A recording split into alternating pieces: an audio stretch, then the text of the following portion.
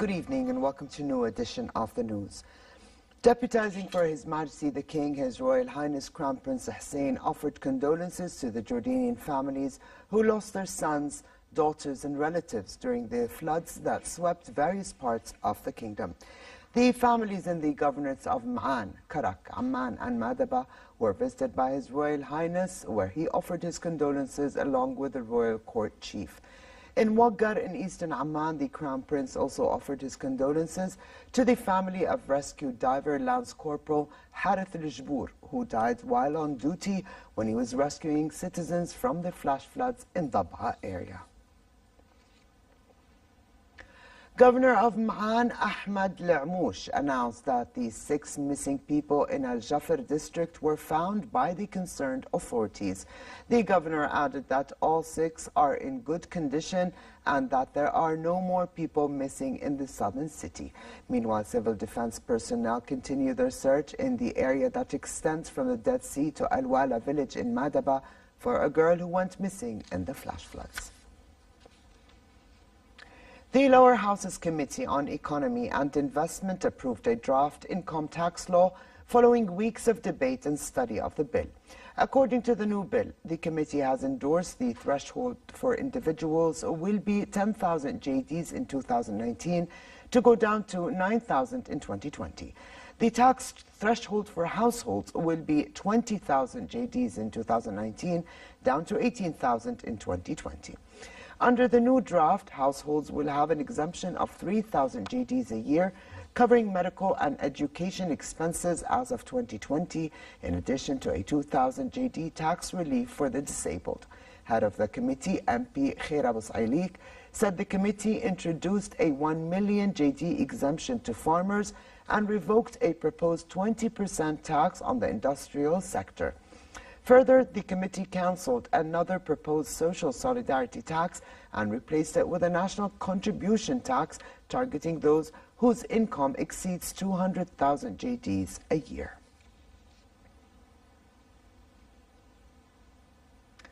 "70 world leaders gathered in Paris to mark the 100th anniversary of the end of World War I.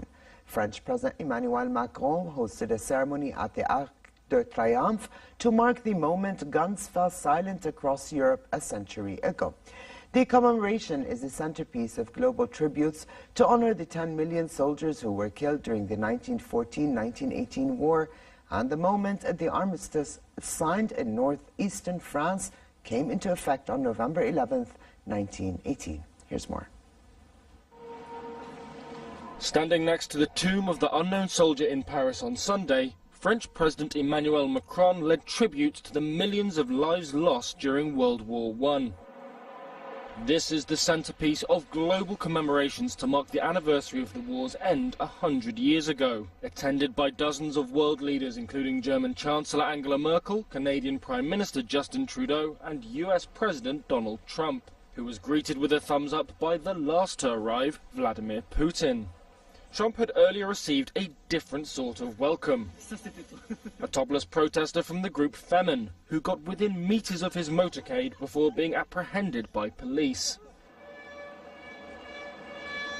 In a glass canopy at the Arc de Triomphe, Trump and Putin listened as Macron delivered a stern warning about the dangers of nationalism, calling it the exact opposite and a betrayal of patriotism. Trump, who recently declared himself a nationalist, sat stony-faced in the front row. After the ceremony, leaders retired to the Élysée Palace for lunch, followed by the inaugural Paris Peace Forum, which Macron hopes will help prevent the history being remembered on Sunday from repeating itself. So as the report said, after marking the 100th anniversary of the end of World War I, dozens of world leaders gathered to hear impassioned pleas for global cooperation at the Peace Forum. The Paris Peace Forum, an initiative to improve international cooperation and governance, is hosted by President Emmanuel Macron over the next 3 days. Promoting a message of multilateralism, the French president gave the opening remarks of the forum. German Chancellor Angela Merkel and United Nations Secretary General Antonio Guterres also spoke during the opening ceremony. Merkel said, Peace should not be taken for granted in today's world, adding that World War I was proof that isolationism is not the answer to the world's problems. And while the leaders of France and Germany stood firmly in defense of the international world order, there was one notable absentee, U.S. President Donald Trump. The death toll from wildfires raging at both ends of California rose to at least 25 as property damage from the fires continued to mount. Some of the dead were found in vehicles overcome by flames as they tried to flee, while others were found in burnt homes. Dubbed Camp Fire, the blaze ravaging the northern part of the state has become the most destructive in its history. Paradise Town, a town of 26,000, has been leveled by the Camp Fire and totally abandoned, while Malibu, the worst-stricken area in the south of the state, has become empty as hundreds of thousands evacuated. Thousands of hectares, homes and businesses were destroyed. Winds of up to 64 kilometers per hour and gusts of up to 113 kilometers per hour are expected to fan the flames of wildfires even more.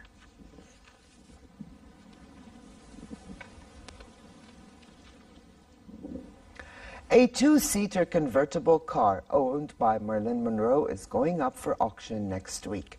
The 1956 Raven Black Ford Thunderbird, owned by the movie star for 6 years until shortly before her death, is being auctioned for the first time. Though the car has undergone restoration, it retains many original parts. It will be sold at Julien's Auctions in Los Angeles on the 17th and could fetch up to $500,000. Like cool. But besides just, if you look under, it's just nice.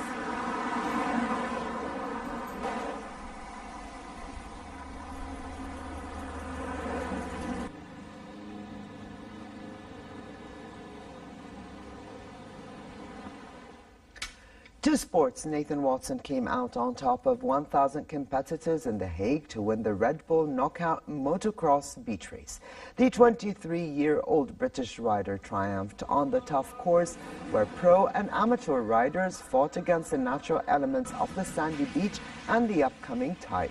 After an hour-long qualification race, 750 riders qualified for the final 2-hour race. The win was especially satisfying for Watson, as he had finished in second place in 2015 and 2016.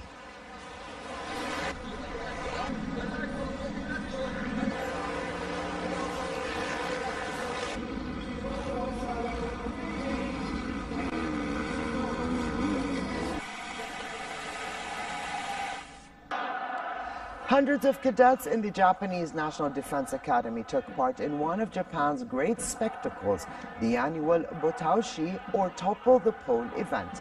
The century-old game, which combines elements of rugby, sumo, and martial arts, sees Japanese military cadets battle to defend or attack a pole in a game designed to promote teamwork and toughness. Teams are usually made up of 150 individuals, split into two, an attacking and a defending team. The attacking team aims to topple a 3-meter pole, which is protected to the hilt by the defending team, with the mission of lowering the tip of the pole to below 140 centimeters from the ground within 90 seconds. And finally, for a quick look at the weather. Fair conditions continue into tomorrow with the appearance of clouds at low and medium altitudes and a chance for local showers in the eastern areas. Heavy rain is also expected at times, accompanied by thunder, while winds will be southeasterly light to moderate. Amman can expect a high of 19 degrees Celsius and a low of 9. Relatively warmer conditions prevail in the Dead Sea, the Jordan Valley and the Gulf of Aqaba, with daytime temperatures in the port city at 28 degrees, dropping down to 17 at night. And with this, we come to the end of this edition of the news. I'm Alia Tuqan. Thank you for joining us. Have a good night.